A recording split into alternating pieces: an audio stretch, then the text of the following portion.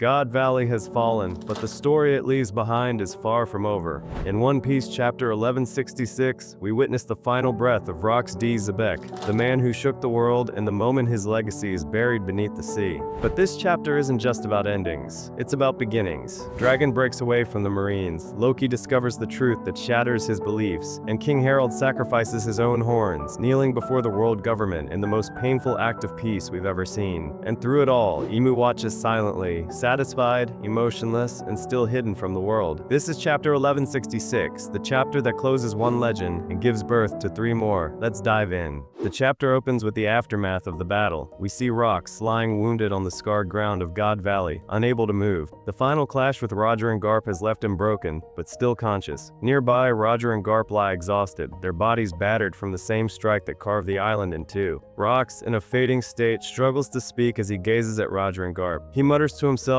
did they really break the curse? Despite his condition, his mind races with concern for his rivals. Come on, you have to survive. This island is about to collapse, you have to escape, even on the brink of death. Rox is still worried for Roger and Garp. Before he can say anything more, the Holy Knights arrive. Garling Figarland, Maffey, and Summers. Garling steps forward, drawing his sword, ready to strike the finishing blow. But before the attack lands, Rox, summoning the last of his strength, offers one final tragic line, "Thank you for stopping me." A simple, bitter gratitude to Roger and Garp for putting an end to his rampage. In a quiet, heartbreaking moment, Garling steps forward and delivers the mortal blow. Rox's epic journey comes to an end. Afterward, we shift to Rayleigh's team. They pick up Roger and Garp, carrying them away from the collapsing battlefield. As they move, Roger weakly asks Rayleigh what happened to Rox. Gaban scoffs, saying, "You're worrying about the enemy?" Garp, despite his injuries, responds, "I'm your enemy too." Rayleigh falls silent for a moment before finally answering, "He was killed." So Rox is dead. Thankfully, Roger had his pirate crew with him, which allowed them to rescue him in time. If Rox had had his crew with him, he might have escaped as well, because even after the curse was cast, he was still alive. But with no comrades around to help, Garling stepped in and delivered the killing blow. The scene ends there. Next, the entire island of God Valley begins to collapse. Marines shout that they won't allow any pirates to escape. Observers remark that the God Valley incident will leave a permanent scar in history.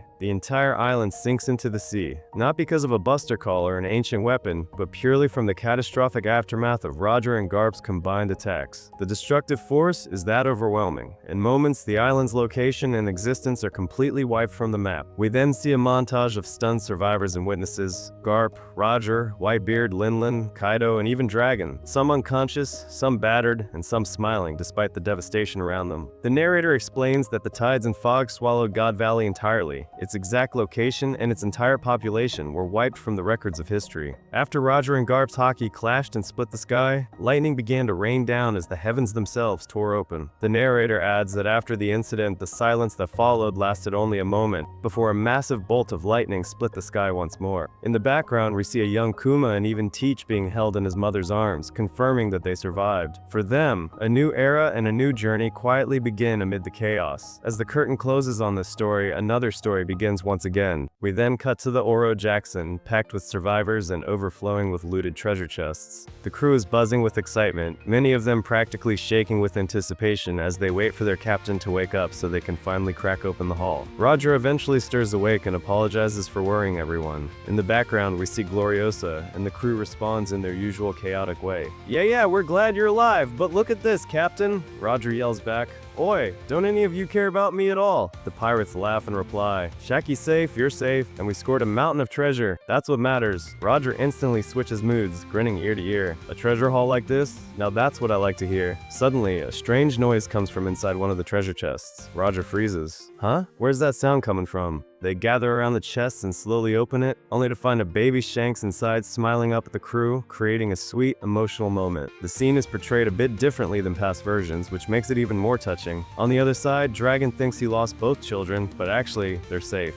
That will be confirmed in the future. For now, the scene cuts. Worldwide news begins to spread. The Rox pirates have been completely wiped out. The narrator explains that almost everything reported about the God Valley incident is fabricated, a web of lies crafted by the world government. The newspapers shine the spotlight entirely on Garp's heroism, turning him into the savior of the nation. Everything else is distorted or erased. Across the world, reactions pour in. People are stunned that the Rox pirates have vanished. Some celebrate, relieved. Many cheer Garp as a legendary hero. Meanwhile, back in the Grand Line, Garp Garp reads the newspaper and immediately tears it to pieces in rage. He shouts, "This whole article is nonsense, a pile of lies." He's furious and swears he's going to confront Morgan for printing such a twisted version of the truth. Sengoku, trying to calm him down, sighs and says, "Relax, Garp. He only wrote that because the government paid him off. The Marines and the world government are enormous, and if you include the armies of all affiliated nations, we're talking tens of millions of soldiers. It's impossible to monitor everyone's motives or actions. So if the top brass ever start acting insane, well, I tend to turn a blind eye." Garp explodes at that. The two immediately break into one of their classic fights. Sengoku ends up bleeding while Garp yells that if Sengoku ever becomes corrupt like the higher-ups, he'll personally take him down. It's a powerful scene showing both the trust and the tension between them. After catching his breath, Sengoku asks, "So, you're not quitting then, Garp?" Garp replies firmly that he will not abandon the Marines. Someone has to protect the people from the inside. This moment shows exactly why Garp chooses to stay a Marine despite all the corruption. Because he believes the innocent still need someone trustworthy within the organization. We then cut to the new world, where a flashback shows Loki speaking with Rox. Loki begs Rox to let him join the crew again, but Rox declines, saying he doesn't want children on his ship. As Rox lies on the ground, he mutters to himself, "What is this? The man I want to recruit won't come, yet his kid is desperate to join." Loki smiles and says, "I think you're Nika." Rox pauses for a moment. "Nika?" Loki explains, "The warrior of liberation, the one who will laugh and one day destroy the world." Rox retorts with conviction, "Destroy it? I'm aiming to rule the world.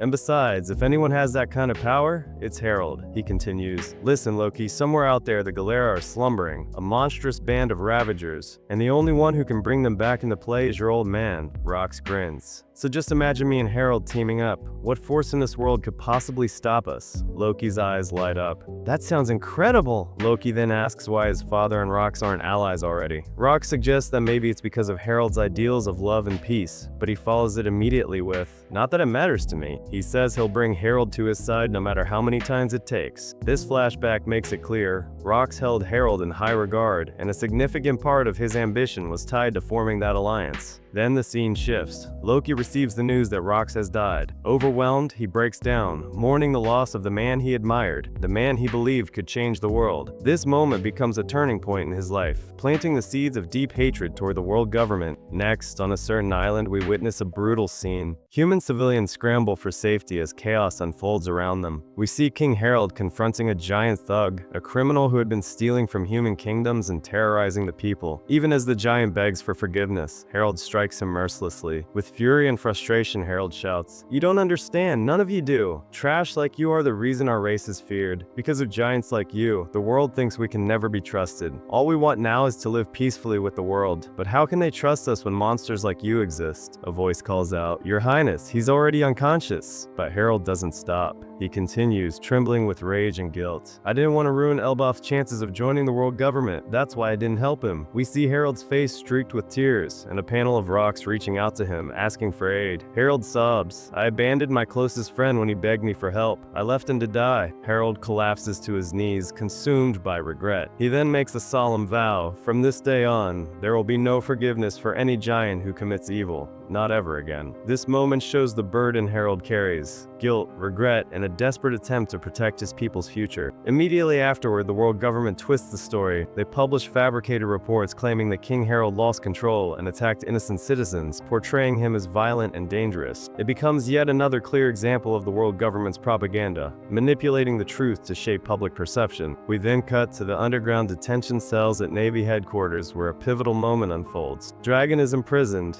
and Garp visits him in the cell. The two share a raw, emotionally charged exchange. Dragon declares that he is quitting the Navy and, with unflinching honesty, tells his father that he despises him. Garp, steady and resolute, simply responds, "Okay." The confrontation ends with a single symbolic gesture. Garp tosses the cell key toward Dragon and walks away. In that moment, the seed of Dragon's rebellion is sown, a turning point that will shape the future of the revolutionary. Next, King Harald prepares to depart with his people. He tells his family, "I've made up my mind, Ida. Elder Jarul, I don't care about appearances anymore. Harald and Loki, you are both my precious sons. He urges his children to get along and to support Elbaf in his absence. Harald then sets off for Marineford. The Marines are shocked to see him arrive and try to block his entry, but Harald does something utterly shocking. He kneels at Marineford and pulls his own horns from his head. Blood streams down his face. This horrifying act is meant as proof of his unwavering commitment to change and peace. The Marines are stunned. Some move to tears. Harald proclaims that he will atone for his people's violent history spanning 1,000 years, pledging to raise Elbaf's children differently so they will not inherit a legacy of violence. He even declares that he would accept becoming a slave if necessary to achieve this atonement. While this is an incredible act of humility and sacrifice, it is exactly what Emu intended,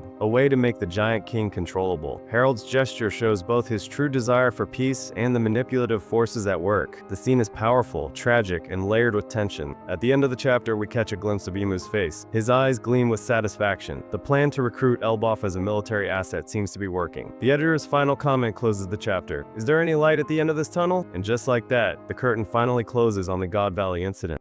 But in its shadow, Dragon's rebellion begins, Loki discovers his purpose, and King Harald takes the most painful step toward peace the world has ever seen. If this chapter hit you as hard as it hit me, let me know your thoughts in the comments below. Thank you so much for watching. Until next time, keep that fire burning, and I'll see you in the next breakdown.